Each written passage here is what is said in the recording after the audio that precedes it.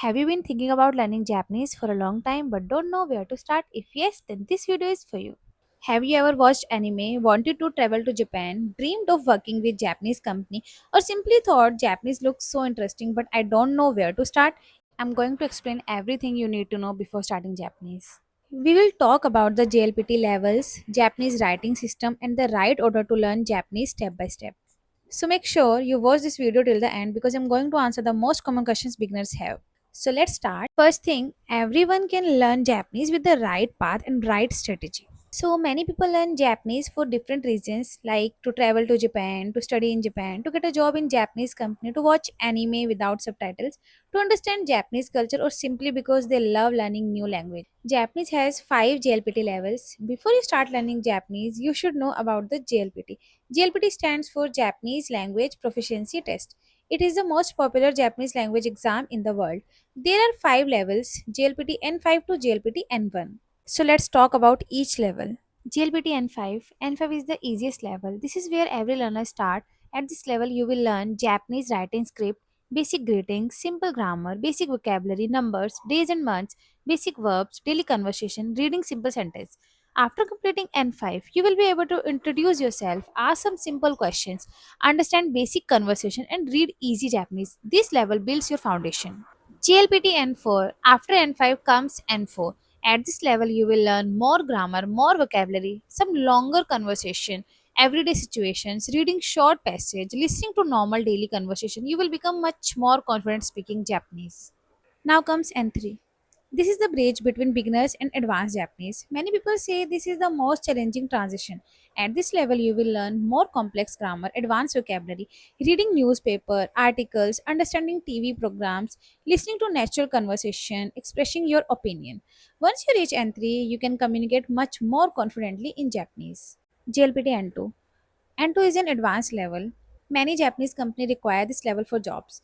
At N2, you will learn advanced grammar, business vocabularies, formal expressions, reading newspaper, reading novel, understanding meeting, listening to fast Japanese. If you want to work in Japan, N2 is a very valuable qualification. Now, JLPT N1. JLPT N1 is the highest JLPT level. This is advanced level. This level is close to native level understanding. You will study difficult grammar, academic vocabulary, complex reading passage, news articles, professional communication. Passing N1 shows a very high level of Japanese proficiency. So the main question is where should beginners start? Many beginners think they should start memorizing kanji immediately. Actually, that's not the best way. The first thing you should learn is the Japanese writing system. Japanese has three writing systems: hiragana, katakana, and kanji. So let's understand each one. What is hiragana? Hiragana is the basic Japanese alphabet. Every beginner should learn hiragana first. It contains 46 basic characters. Hiragana is used for native Japanese words. Without hiragana, you cannot read basic Japanese, so spend enough time to learning it. Practice reading and writing every day. Now, what is katakana? After hiragana, learn katakana. Katakana also has 46 basic characters. It is mainly used for foreign words, English loan words, brand names, country names. For example, computa, hoteru, kohi, terebi. If you know English, many katakana words become easier to remember. Okay, now comes kanji. Many beginners get scared when they hear the word kanji, but don't worry. You don't need to learn thousands of kanji on your first day. Kanji are Chinese characters that were adopted by Japan. So yes, kanji originally came from China. Today, Japanese use kanji along with hiragana and katakana. Each kanji has its own meaning. For example, Yama means mountain, Kawa means river.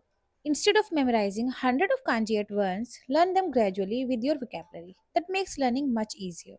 Once you have learned hiragana and katakana, you can start your N5 studies. Your study order should be first hiragana, second katakana, and then JLPT N5. So don't focus only on grammar.